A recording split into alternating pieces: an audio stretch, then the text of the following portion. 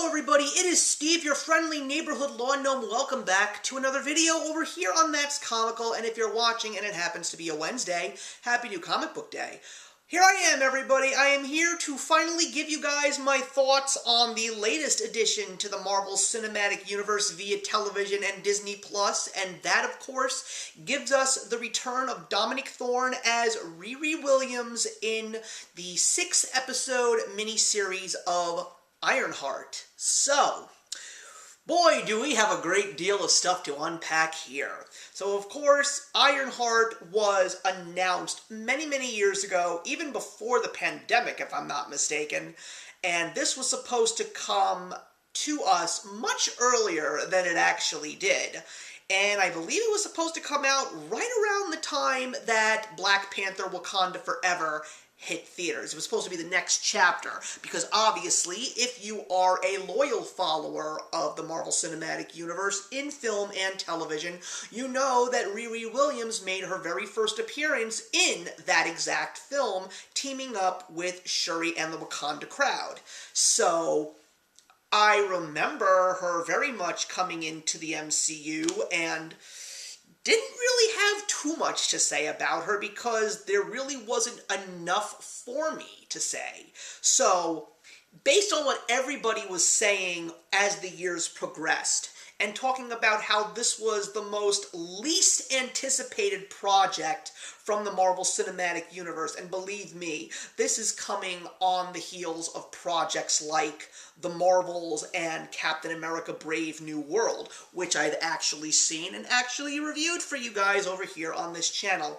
Let's just say I'm still on the same path right now when it comes to the Marvel Cinematic Universe post-Endgame, which means my expectations are extremely low. We're talking ninth circle of hell low. And there's a reason why I specifically use that metaphor. Anyway, so yeah, I don't really go into any of these shows or movies with expectations that are skyrocketing, and the best part about that is I end up walking out of some of these films and television shows with very positive reactions. And while I'm not going to say I'm going to praise the show, because I definitely won't be, I'm not going to say that this show was entirely horrible. I will say it is not as bad as the Marvels, and it is definitely not as bad as the worst Marvel Cinematic Universe project, which is definitely Secret Invasion, and that's where I'm going to leave it there. But there's not a lot to really praise in regards to this show.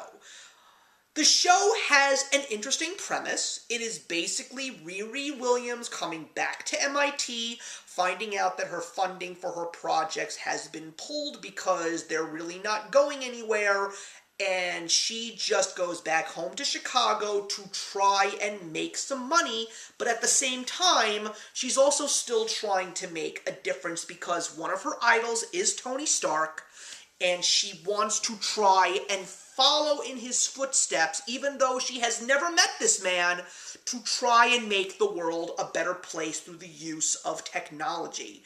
We also get a little bit into her past. We get introduced to her mother and her very good friend, as well as another friend of hers, Natalie, who actually passed away. It wasn't on great circumstances.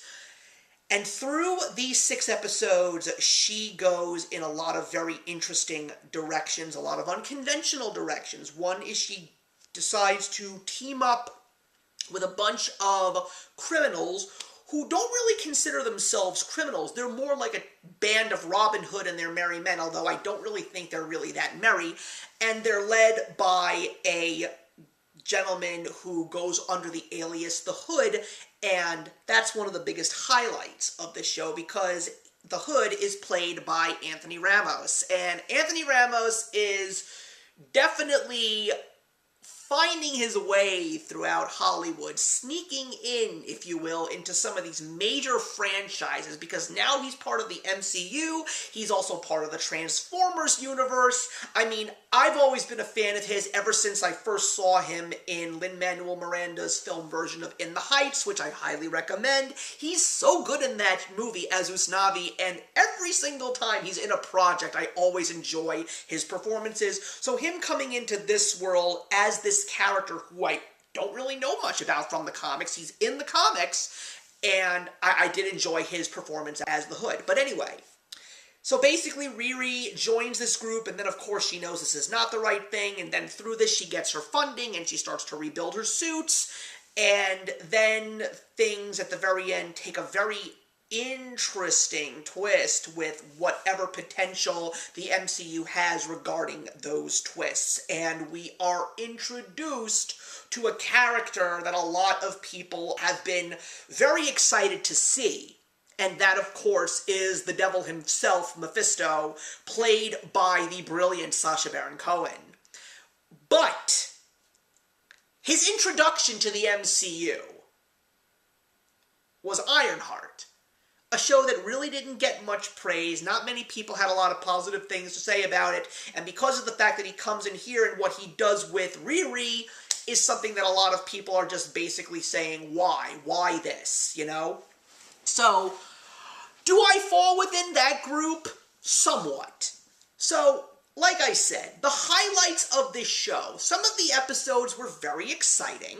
There wasn't many times where I actually found myself bored. I actually was very much engaged with this entire show from beginning to end.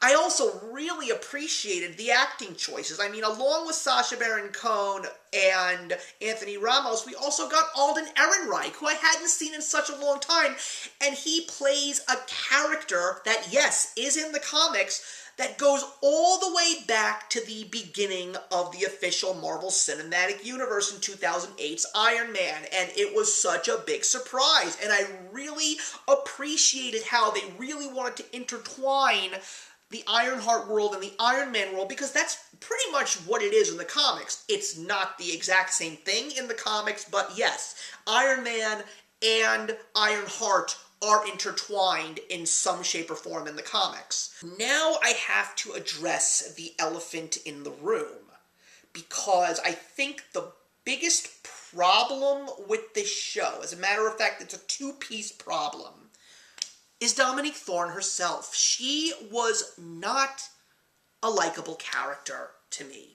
I didn't really have much to say about her when she made her appearances in the films, but in this show, I didn't like her. Now, the elephant in the room is something that Robert Downey Jr., of all people, said, and he basically did everything that a lot of rational people don't like hearing. He basically said, if you don't like Ironheart, you are racist. I'd like to quote the great Michael Jordan. Stop it. Get some help. It doesn't matter who you are. You have to stop playing the race card. Because what you're going to do at the end of the day is you're going to just turn a whole bunch of decent people into the people you're claiming them to be. And that's not a good thing for you. It's not that I didn't want to like Riri Williams at all. I want to try and connect with every Marvel character that comes into the MCU. Perfect example, Iman Vellani, who plays Ms. Marvel. I love her. She is so cute and spunky, and every single time on screen, she lights up the room. The problem with the show and the problem with the movie that she was in was that it was under the care of lousy writers and directors. So, thankfully, she has the personality that got me to truly appreciate her for who she is. And I like who she is. But I don't like Dominique Thorne's portrayal, and I don't blame Dominique Thorne. I blame the people who made the show, who made the character. She's selfish, she's self-absorbed, she's not really someone who shows any kind of sympathy or empathy to people outside of herself or the people that are extremely closer to her, and not necessarily then. I didn't like her relationship with her mother. I didn't like the relationship with her friend who was alive. The only true meaningful feelings that she had was towards her friend who died and is a big driving force of the show.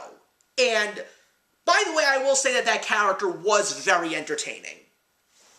But if you're not going to take a character that is not popular in the comics, by the way, and you're not going to even try and make an effort to make her relatable, make her sympathetic, make her someone that people can enjoy, what are you doing?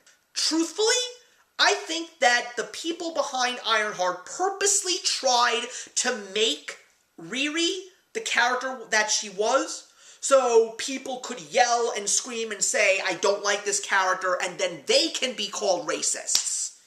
If that was the intention for Disney, I pity you, and you need to do better. Because Riri could have been a very likable character, but she was written poorly, and Dominique Thorne was given very little to work with. The fact that all the characters around her did a better performance than she did, and were more likable than she was, says a lot about the people who put Ironheart together, and that's wrong.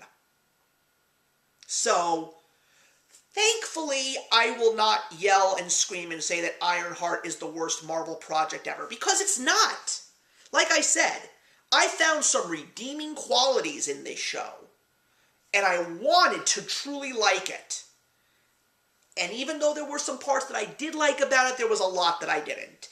And another big problem was the fact that they wanted Ironheart to be roped into the magic/dark universe.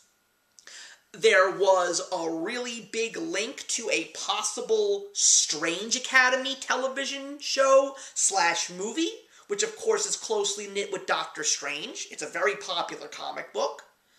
And at the same time, bringing Mephisto in, you know, you could have easily brought Mephisto in so many other ways. Because Mephisto is not necessarily connected with characters like Iron Man and Captain America or Hulk, or even the X-Men for that matter. No. Mephisto is connected with characters that we still haven't even seen in this specific Marvel universe. We have not seen Ghost Rider. We have not even seen Blade yet. So, the Midnight Suns is what I'm saying. There's rumors that they're going to work on them, but once again, I really believe that this was a show that should have come out a long time ago compared to where the Marvel projects are right now, because with the movies that have come out this year, Thunderbolts and Captain America, we saw them trying to tie the loose ends together. Ironheart clearly shows that this was a show that was made much earlier, and that we saw it still branching out into different directions. I already know that Ironheart is not going to be getting a second season. I have no idea if we will ever see Riri Williams again. I wanted to give this show a chance, and I did. And these are my honest-to-goodness thoughts. I'm not trying to be a bully. I'm not trying to be a racist brat here. I'm just telling it like it is, and I'm telling you how I viewed it and what I thought about it. I would say if you're a Marvel Cinematic Universe fan, give it a shot. Maybe you'll have the same attitude about it. Maybe you'll have different thoughts towards it. Maybe they'll be better or worse. I don't know. But I still say see it. And I'm glad that I walked away not truly hating it, but saying that it had potential and it could have been much better than it was. Those are my thoughts on Ironheart, everybody. Please leave your comments in the box below. Let me know your thoughts. Let's have a conversation. Please, let's have a conversation. And I'll see you in the next one.